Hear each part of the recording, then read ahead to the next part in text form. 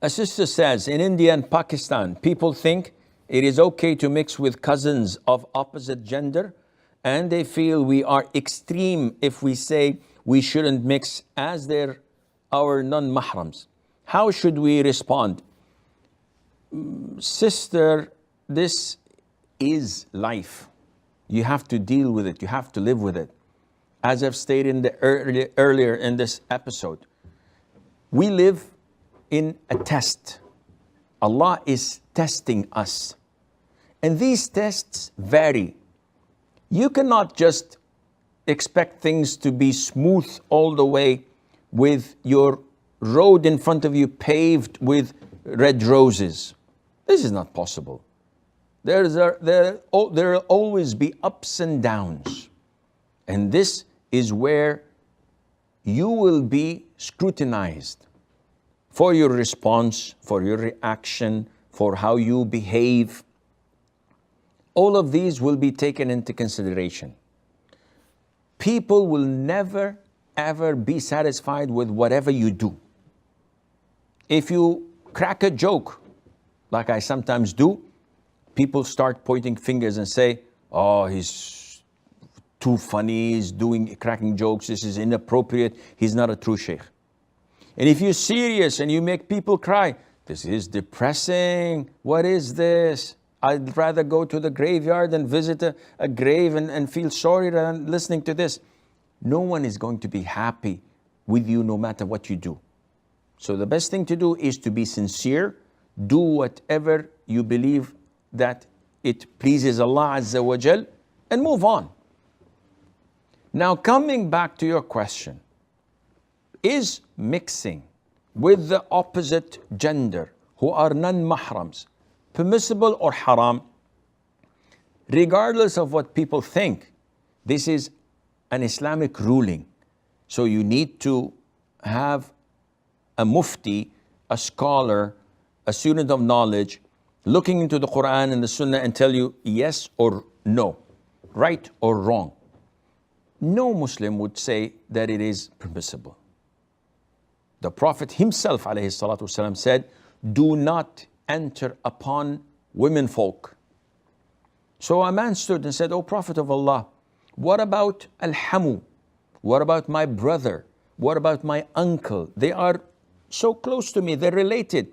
And I'd like them to mix and enter upon my wife.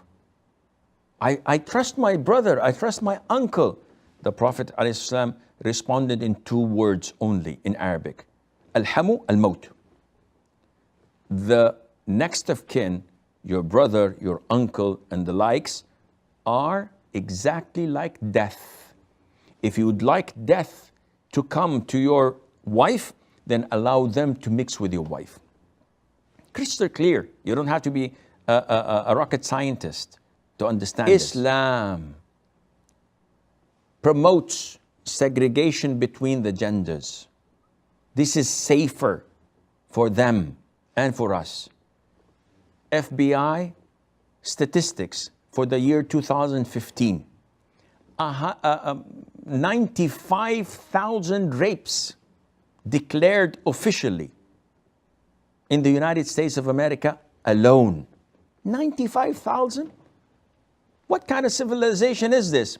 In another report, independent sources said the real number of cases of rape in 2015, announced and not announced, was 400,000 plus, which means approximately 1,000 rape cases per day. You do the math per second and per minute.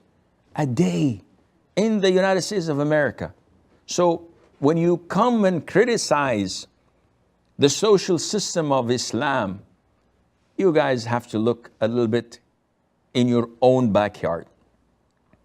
How many rape cases do we have in Saudi Arabia? Alhamdulillah. So nothing is announced.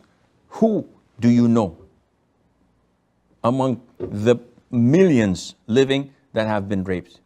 There are always black sheep in the family.